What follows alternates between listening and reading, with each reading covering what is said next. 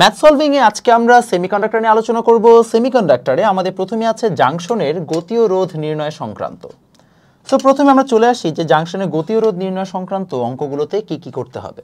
বলা হয়েছে কোনো পিএন জাংশনে 0.2 ভোল্ট বিভব পার্থক্য আছে, তার জন্য 5 মিলি অ্যাম্পিয়ার বিদ্যুৎ প্রবাহের পরিবর্তন পাওয়া গেল, জাংশনের রোধ বের করো।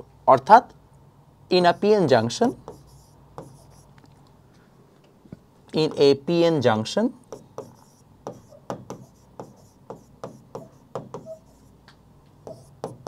for 0.2 volt difference আমরা কি পেলাম? আমরা হচ্ছে যে I পেয়েছি 5 মিলি অ্যাম্পিয়ার এবং আমাদের হচ্ছে জিজ্ঞেস করা হয়েছে আমাদের রোধ কত হবে বা রেজিস্ট্যান্স কত হবে। খুবই সিম্পলি আমরা বের করি, চলো। আমরা জানি I is equal to আমরা জানি R is equal to V by I, right? যদি আমরা এখানে ভ্যালু বসাই দেই, আমাদের ভোল্টেজ ডিফারেন্স হচ্ছে 0.2 আর কারেন্ট হচ্ছে আমাদের 5 মিলি অ্যাম্পিয়ার। সো 5 মান হচ্ছে ইন্টু 10⁻³ বাস এই দুটো এখন আমরা অ্যাড করে দিব। আমি এখানে অ্যান্সারটা লিখে রেখেছি, অ্যান্সারটা হচ্ছে 40 ওহম। আমি ক্যালকুলেটর বসে প্রেস করতে পারবো না, আমি অ্যান্সারটা লিখে রেখেছি। তাহলে দেখো আমরা খুব সহজ হচ্ছে জাংশন রোধটা বের করে ফেললাম যে আমাদের 40 ওহম অ্যান্সার চলে আসবে। পরটাতে আসি, বলা হচ্ছে একটা ফাংশনে মানে একটা পিএন জাংশনে 2 ভোল্ট বিভব পার্থক্যের জন্য তড়িৎ প্রবাহ এত এবং এত এর জন্য তড়িৎ প্রবাহ এত হলে গতীয় রোধ কত। আচ্ছা, এবার আমাদের দুইটা হচ্ছে যে কেস দেওয়া হয়েছে। সো যদি আমাদের হচ্ছে 2 ভোল্টের জন্য হচ্ছে পার্থক্য হয়, তাহলে 2 ভোল্টের পার্থক্যের জন্য আমরা একটা পাচ্ছি, আর হচ্ছে যে আমরা নাম কি 2.3 এর জন্য এত পাচ্ছি। তাহলে আমাদের আমরা কি জানি del V by del I. তো আগের কোয়েশ্চেনে যেন আমি আবার মানে ট্রান্সলেট করছি না, -2 বাই 900 মিলি অ্যাম্পিয়ার থেকে 600 মিলি অ্যাম্পিয়ার ইন্টু 10⁻³ যা অ্যান্সার আসবে তাই তোমরা লিখে দিবা। বাস পরেরটাতে আগাই। তারপরে বলা হচ্ছে সিলিকনের একটা পিএন জাংশন আছে। এই সিলিকনের পিএন জাংশনের ক্ষেত্রে সম্মুখমুখী ঝোঁক মানে হচ্ছে ফরওয়ার্ড বায়াসিং এর ক্ষেত্রে বিভব পার্থক্য এত এর জন্য তড়িৎ প্রবাহ এত এবং বিমুখী ঝোঁকের ক্ষেত্রে বিভব পার্থক্য 10 ভোল্টের জন্য 20 মাইক্রো অ্যাম্পিয়ার। সম্মুখ ঝোঁকের ক্ষেত্রে গতীয় রোধ নির্ণয় করা। আচ্ছা ঠিক আছে, আমরা একটু কেস 1টার একটু কোয়েশ্চেনটা বোঝার চেষ্টা করি। বলা হয়েছে আমাদের ভোল্টেজ ডিফারেন্স বা ডেল ভি আমাদের দেওয়া আছে 0.8 ভোল্ট, আর এটার জন্য বলা হচ্ছে আমাদের তড়িৎ প্রবাহ হচ্ছে আমরা পাচ্ছি 20 মিলি অ্যাম্পিয়ার। তাহলে যদি সেটাই হয়ে থাকে আমাদের R is equal to del V by del I, তাহলে আমরা পেয়ে যাচ্ছি 0.8 by 20 into 10⁻³ অর্থাৎ টোটাল আমরা পেয়ে যাব 40 ওহম। আচ্ছা, এখন আসো রিভার্স বায়াসের ক্ষেত্রে কি হবে। রিভার্স বায়াসের ক্ষেত্রে আমাদের এখানে বলা হচ্ছে যে গতীয় রোধটা এত বেশি হবে কিনা। তা আমরা রিভার্স বায়াসের ক্ষেত্রে বের করি। রিভার্স বায়াসে ইনফরমেশন কি দেওয়া আছে যে আমাদের 20 মিলি অ্যাম্পিয়ার এবং হচ্ছে বিমুখী ঝোঁকের ক্ষেত্রে বিভব হচ্ছে 10 ভোল্ট, তড়িৎ প্রবাহ হচ্ছে যে 20 মাইক্রো অ্যাম্পিয়ার। তাহলে যদি সেটাই হয়ে থাকে তাহলে আমাদের এগেন ডেল ভি দেওয়া আছে 10 ভোল্ট আর ডেল আইও দেওয়া আছে 20 মাইক্রো অ্যাম্পিয়ার। তো আমরা কি আর বের করতে পারবো না? আই গেস পারবো। বাস সেখান থেকে আমাদের একটা চলে আসবে, আমি জানি না এক্স্যাক্টলি কত, মোস্ট প্রবাবলি দাঁড়া আমি একটু দেখেই বলি অ্যান্সারটা 5 into 10⁻⁵। তো এইটা থেকে মাইনাস করলে মোস্ট প্রবাবলি এটাই আসে, সো উত্তরটা যথার্থ হবে। তারপরে বলা হচ্ছে সেকেন্ড নাম্বার টপিকে ট্রানজিস্টরের নিঃসারক প্রবাহ বা এমিটার, কালেক্টর আর হচ্ছে যে বেস যে আমাদের প্রবাহ আছে বা বেস যে কারেন্ট আছে সেটা নিয়ে আলোচনা। তো আমাদেরকে নিঃসারক মানে হচ্ছে এমিটার, হ্যাঁ এমিটার কারেন্ট আমাকে দেওয়া আছে 10 আর সংগ্রাহক মানে হচ্ছে যে আমাদের মানে কালেক্টর কারেন্ট দেওয়া আছে আমাদের এখানে 7.2। বলা হয়েছে বেস কত আসবে।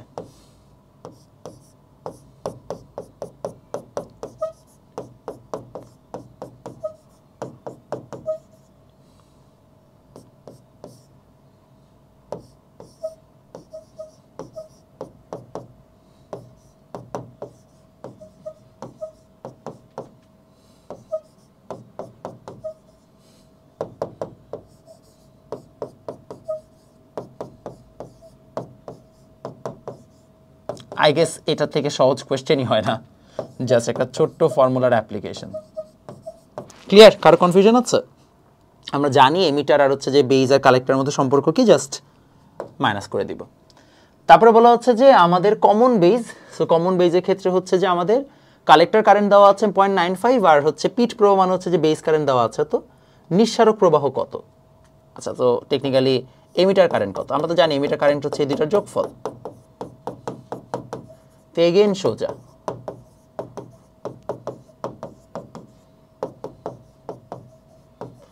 সো প্রিটি ইজি, ডান, আমরা আগাইতে পারি। তারপরেরটাতে বলা হচ্ছে ট্রানজিস্টরের প্রবাহ বিবর্ধন গুণাঙ্ক নির্ণয় বা আলফা নির্ণয়। তো ট্রানজিস্টরের কমন বেস সার্কিটে এমিটার কারেন্ট হচ্ছে যে এত দেওয়া আছে, এত থেকে এত উন্নীত করে, কালেক্টর কারেন্ট এত থেকে এততেই উন্নীত হলো, মানে হচ্ছে যে আমাদের কালেক্টর কারেন্ট মানে ডেল আইসি আর হচ্ছে যে ডেল আইই বের করতে হবে। এক্ষেত্রে কারেন্ট অ্যাম্প্লিফিকেশন ফ্যাক্টর কত? খুবই সোজা জিনিস, আমরা জানি del IC by del IE. Del IC হচ্ছে আমাদের 150 মাইনাস 100, এখানে হচ্ছে 147 মাইনাস 98, বাস বাকিটুকু তোমরা নর্মালি ম্যাথ করে বের করে ফেলবা। সো আই গেস আমাদের এখানে খুব একটা কোনো ধরনের প্রবলেম থাকার কথা না। ঠিক বলে শিখেছি কি 150 থেকে 100 থেকে 150, আর এখানে 147 থেকে 98। আমরা কালেক্টর কারেন্ট কোনটা দিয়েছি? আইসি বাই আইই, ঠিকই তো আছে। তাহলে আমাদের এই জায়গায় হচ্ছে যে অ্যান্সার চলে আসা উচিত এরকম। তাহলে আমরা ফার্স্ট অফ অল বের করতে পারলাম 0.98, আমাদের অ্যান্সার চলে আসা উচিত। তারপরে দেখো বলা হচ্ছে ট্রানজিস্টরের জন্য আলফা এত, আই এত, আইসি এবং আইবি এর মান বের করো। আমরা জানি alpha is equal to what? IE by sorry IC by I. আরে তো যদি আমার আলফা থাকে 0.95, তাহলে সেখান থেকে আইই বের করা যাবে না, আই হচ্ছে 1, অতএব আইসি ইজ ইকুয়াল টু কত আসবে? 0.95 মিলি অ্যাম্পিয়ার। সো আমরা আইসি জানি, আইই জানি, আইবি বের করতে পারবো। আইবি হচ্ছে আইসি মাইনাস সরি আইই মাইনাস আইসি। সো একদম সোজা ম্যাথ, জাস্ট হচ্ছে ডেটা বসাই দেবেন, 0.05 মনে হয় অ্যান্সার চলে আসবে। এরপরে আসেন, এরপরে বলা হচ্ছে একটা এনপিএন ট্রানজিস্টরের এমিটারে সংযোগ করে হচ্ছে বেজ এমিটার সংযোগের এত বিভব, বেস প্রবাহ এত, এত প্রয়োগে বেস প্রবাহ এত পাওয়া গেল, এর জন্য পরিবর্তিতে বহির্বর্তনীতে এত লোড প্রোধের পরিবর্তে এমিটার প্রবাহের পরিবর্তন এত পাওয়া গেল। আচ্ছা ঠিক আছে, গুণাঙ্ক নির্ণয় করা। আচ্ছা খুব সিম্পল জিনিস, একটা এনপিএন ট্রানজিস্টর আছে, common emitter. So common emitter দেওয়া আছে, কমন এমিটারের ক্ষেত্রে আমরা জানি হচ্ছে যে বিটা ইউজ হবে। সো বেজ এমিটার জাংশনে আমাদের দেওয়া আছে হচ্ছে যে এত বিভব প্রয়োগ করা হয়েছে। তো বেজ এমিটার জাংশন, তাই তো, বেজ এমিটার জাংশন, তাহলে ভিবিই, বেজ এমিটার জাংশনে এত বিভব দেওয়া হয়েছে, এত ভোল্টেজ, আর তার কারণে বেস প্রবাহ অর্থাৎ বেস কারেন্ট হচ্ছে এত আসছে, এত বিভব প্রয়োগ অর্থাৎ হচ্ছে আমাদের এত বিভব প্রয়োগে বেস প্রবাহ এত পাওয়া গেল, অর্থাৎ আরেকটা ভিবিতে আমরা হচ্ছে দিয়েছি হচ্ছে 1.15 ভোল্টেজ, যার কারণে আমরা আইবি পেয়েছিলাম এত, অর্থাৎ আমরা এখানে আর কি ডেল আইভি আইবিটা বের করব। এই জন্য বহির্বর্ণিতে এত লোডের বিপরীতে অ্যামিটার প্রবাহের পরিবর্তন পাওয়া গেছে এত, অর্থাৎ ডেল আইই আমরা পেয়েছি হচ্ছে 16 মিলি অ্যাম্পিয়ার, আর আমাদের লোড রেজিস্ট্যান্স হচ্ছে 100 ওহম। বলা গেল প্রবাহের বিবর্ধন গুণাঙ্ক নির্ণয় করো। সো বিবর্ধন গুণাঙ্ক তো সোজা, আমাদের জাস্ট হচ্ছে যে বিটা বের করতে হবে। আমরা জানি বিটা ইজ ইকুয়াল টু, আমাদের আসবে হচ্ছে যে কত, বিটা বের করতে বলছে, রাইট? সো হচ্ছে যে আমাদের এই জায়গায় বিটা ইজ ইকুয়াল টু হচ্ছে যে আমাদের ফার্স্ট অফ অল দরকার কি, আমাদের দরকার হচ্ছে যে ডেল আইবি। আচ্ছা ডেল আইবিও তো দেওয়া আছে, তো টেকনিক্যালি তো আমাদের আসলে এই জায়গায় বিটার জন্য আমাদের আগে আইসি দরকার। সো আইসি বের করবো কীভাবে? Del IE is equal to del IE plus del IC, IB আর কি। তাহলে ডেল আইবি হচ্ছে 22 মাইনাস 8,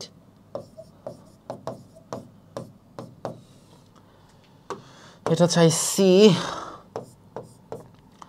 আর হচ্ছে যে আমাদের এটা হচ্ছে 16, আমাদেরকে ডেল আইসি বের করতে হবে।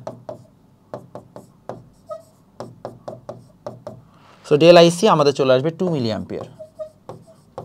সো 2 মিলি অ্যাম্পিয়ার হয়ে গেলে আমাদের এখন চাওয়া হচ্ছে বিবর্ধন গুণাঙ্ক কত। তো আমরা জানি হচ্ছে যে এখানতে বিটা আসবে আমাদের এই জায়গায় ডেল আইসি বাই হচ্ছে যে ডেল আইই, কমন এমিটার যেহেতু, তাহলে আমাদের এখানে বিটা চলে আসবে 2 বাই হচ্ছে যে আইই কত দেওয়া আছে, আইসি 16, সো এখানে যা আসে তাই আনসার বের হয়ে গেল।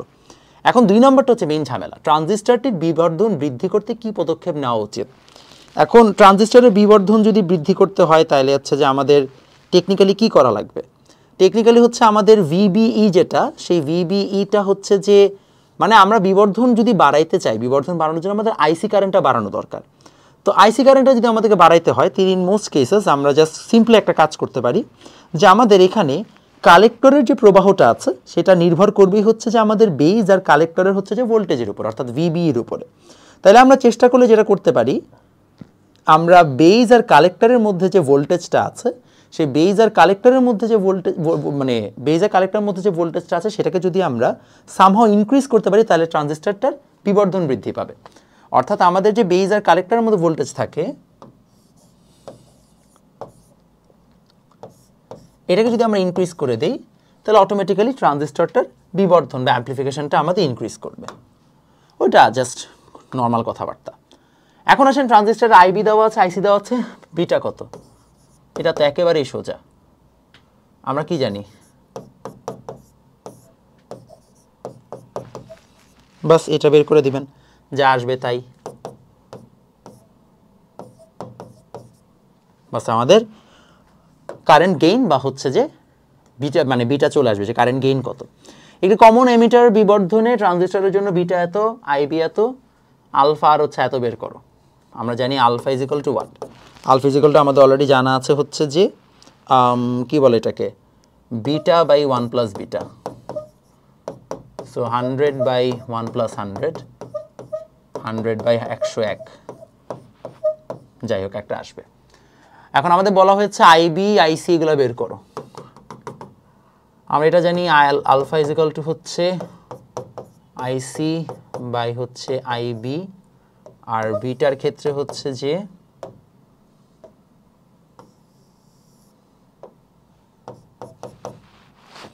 আইসি by IB. In that case আলফার ক্ষেত্রে আমরা হচ্ছে যে আইসিটা পেয়ে যাব।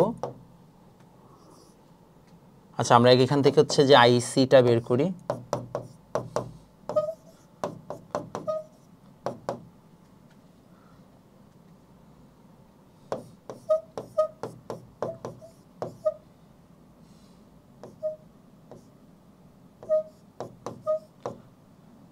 এটা আইসি আসছে, আর এখান থেকে আমরা আইই পেয়ে যাব।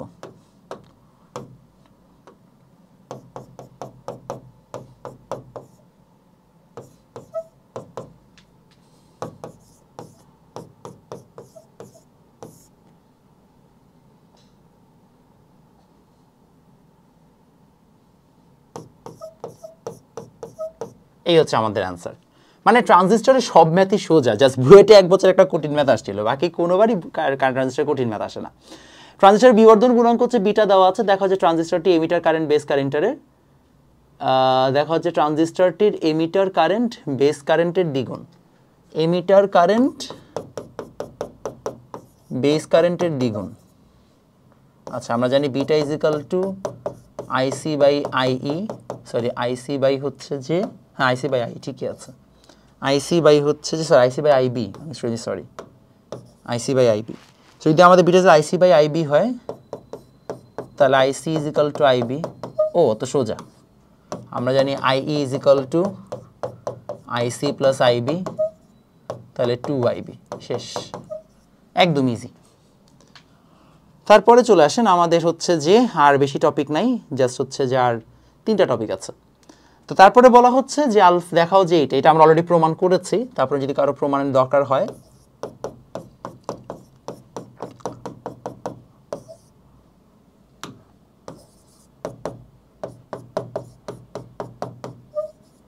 আমরা জানি IE is equal to IC plus IB. So সেখান থেকে আমাদের আইই এর ভ্যালু হচ্ছে যে আমরা এইভাবে বসাই দিব যে আমাদের এই উভয় পক্ষকে এখন আমরা আইসি দ্বারা ডিভাইড করি।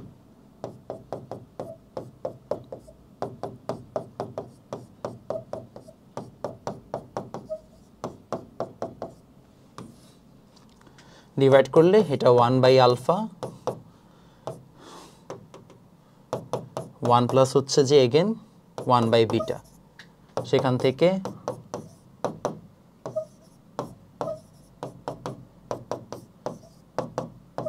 এটা আসবে, এটা হচ্ছে আমাদের প্রমাণিত। এরপরে হচ্ছে যে প্রবাহ গুণাঙ্কের মাধ্যমে লাভ, আমরা এই সেম ম্যাথটা অলরেডি করে আসছি। সো তারপরেও আমি জাস্ট আপনাদেরকে বলে দিচ্ছি কিভাবে করব। আমরা অলরেডি আইসি আইবি জানি, আমরা আইইটা বের করতে পারবো।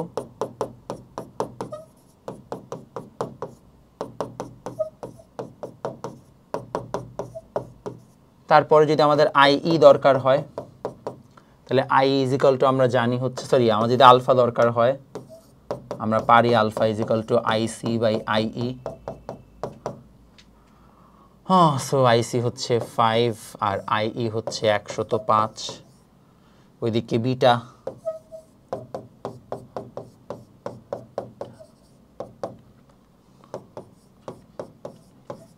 বাস, এই হচ্ছে অ্যান্সার। এখানে দেখেন একটা কমন এমিটার ট্রানজিস্টর নিম্নলিখিত রাশিগুলোর পরিমাণ নির্ণয় করা হলো, ট্রানজিস্টর আলফা বিটা নির্ণয় করো। ভাই এইটা তো এগেন সোজা, IE is equal to IC plus IB. IC হচ্ছে আমাদের 4 আর এটা হচ্ছে 100, তাহলে 104। তাহলে আলফা আসবে আইসি বাই আইই আর বিটা আসবে আইসি বাই আইবি। বাস, করে ফেলো। তারপরে বলা হচ্ছে প্রবাহের অনুপাত ও তাপমাত্রা নির্ণয়। তো একটা জার্মেনিয়াম ডায়োডের কক্ষ তাপমাত্রা এত ভোল্ট, সম্মুখ ঝোঁকের কারণে অনুপাত এত আসবে। সো এইটা আসলে আমাদের একটা ফর্মুলা, যে ফর্মুলা আসলে আমাদের বইয়ে নাই, বাট কাইন্ড অফ হচ্ছে যে তোমরা যখন বড় হবা তখন ইউজ হবে। সো ফর্মুলাটা জাস্ট দেখে রাখো, এটা হচ্ছে কাইন্ড অফ এরকম, এটা এত ইলেকট্রন ভোল্ট বাই হচ্ছে NKT -1। এই জায়গায় আমাদের I বাই I নট আসবে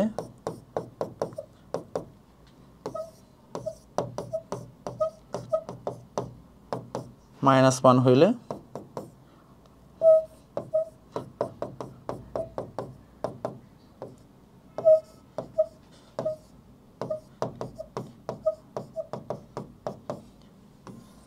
এটার পরে আসবে, তো I বাই I নট তো আসলে 1000। So I by I nought যদি 1000 হয়ে থাকে, এখানে আসবে হচ্ছে ইলেকট্রন ভোল্ট বাই NKT -1। এখন এই জায়গায় বাকিটুকু আসলে তোমরা যা সলভ করবা যে আমাদের হচ্ছে কত লাগবে। তো আমরা এখানে দেখবো হচ্ছে যে আমাদের আগে চাইছি কি আমাদের কত ভোল্ট, আচ্ছা ভোল্টেজ চাইছে। তো আমাদের এই ইভি মানে তো আসলে ভোল্টেজ, সো আমাদের এখানে ভোল্টেজ চলে আসবে তখন ln 1000 প্লাস 1 ইন্টু হচ্ছে আমাদের NKT বাই হচ্ছে ই। তখন তুমি জাস্ট ডেটা বসাই দিবা। এগেন এই ম্যাথটা জাস্ট হচ্ছে দেখে রাখো, যদি কোনো দিন আর কি দিয়ে দেয় ওই চিন্তাধারা থেকে, আর কোনো রিজন নাই। এই ম্যাথ জেনারেলি পরীক্ষায় আসার মতো ম্যাথই না। সো বাকিটা হচ্ছে তুমি এই জায়গায় ডেটা বসাই দিবা। 1.38 যেটা হচ্ছে বোল্টজম্যান ধ্রুবক, 10⁻⁻23, 27 ডিগ্রি মানে হচ্ছে 300 কেলভিন, আর ইলেকট্রনের ভ্যালু তুমি অলরেডি জানো। বাস এইভাবে তোমার হচ্ছে টোটাল ভোল্টেজটা ডান হয়ে যাবে। ভোল্টেজ ডান হলে ফাইনালি আমাদের হচ্ছে লাস্ট টপিক, আমরা হচ্ছে যে কখনো যদি আমাদেরকে বলা হয় যে একমুখী কারকে প্রকাশ করতে হবে, সো হোয়াট হিট হ্যাপেন্স, এখানে বলা হচ্ছে যে একটা সেন্টার ট্যাপ, আমি তোমাদের সেন্টার ট্যাপ পড়িয়েছি, একটা সেন্টার ট্যাপ ট্রানজিস্টরের ক্ষেত্রে আমাদের যেমন এটা একটা হচ্ছে যে দেওয়া আছে এরকম cos ওমেগা টি, এর একটা হচ্ছে ভোল্টেজ সোর্স, এটা হচ্ছে আমাদের এসি কারেন্টের, আর এই জায়গায় আমাদের হচ্ছে যে একটা ডায়োড দেওয়া আছে।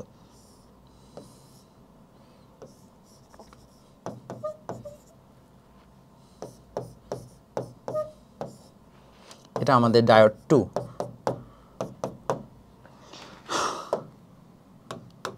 এখন এখানে কি হবে, এই জায়গায় এটা হচ্ছে টি, এটা পি, সব কিছুই দেওয়া আছে।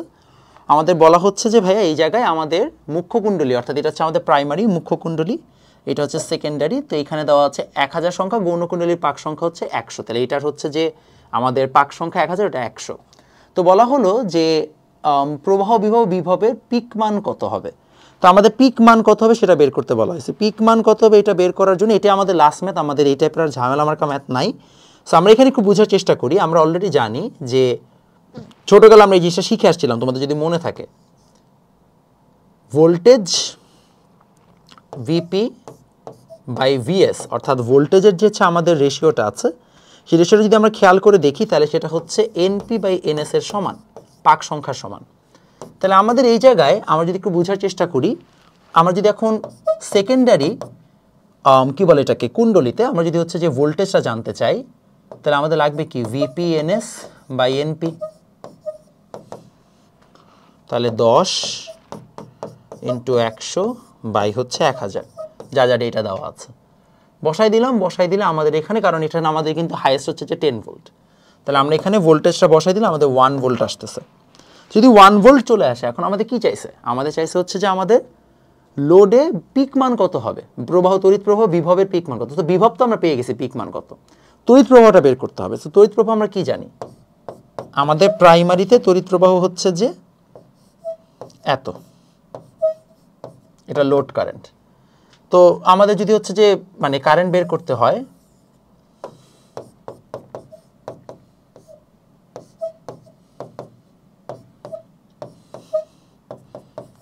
এই আমাদের অ্যান্সার।